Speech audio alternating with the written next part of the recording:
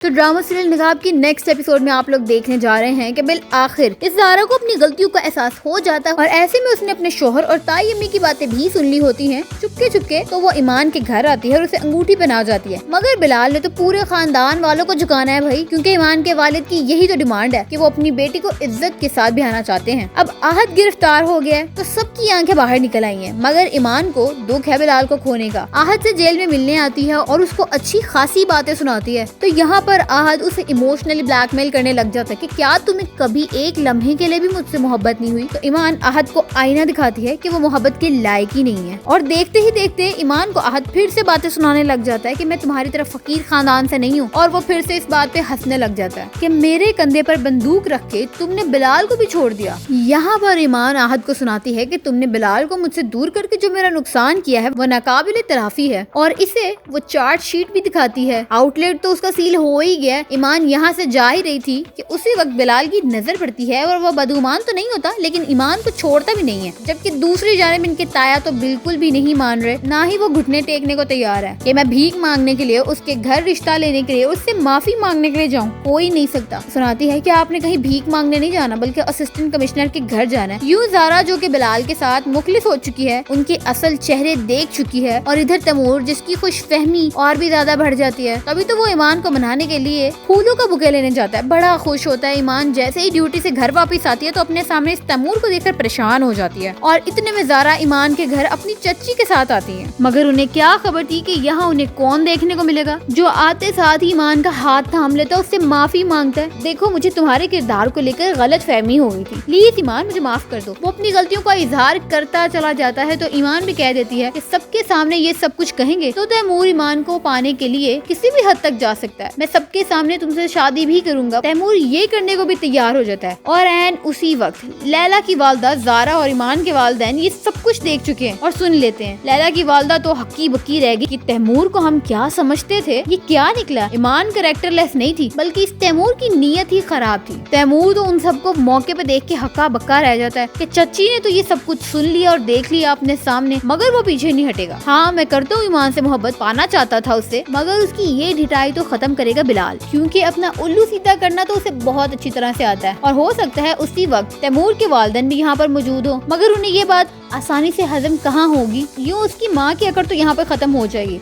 जैसे लगता यही है कि उनका बेटा हीरा था और किसी पर कोई बुरी नजर नहीं रखता, और अब पूरा खानदान सीधा होगा, और सीधा होकर कैसे ईमान का रिश्ता बिलाल के लिए लेने आते हैं, क्योंकि एक यही तरीका है आहद को बाइज्जत बरी जेल से निकलवाने का। तो आने वाली एपिसोड बहुत ही ज्यादा इंटरेस्टिंग हो जाएगी। आप लोग वीडियो को लाइक और शेयर कर लें और चैनल को सब्सक्राइब करना बिल्कुल ना भूलिएगा।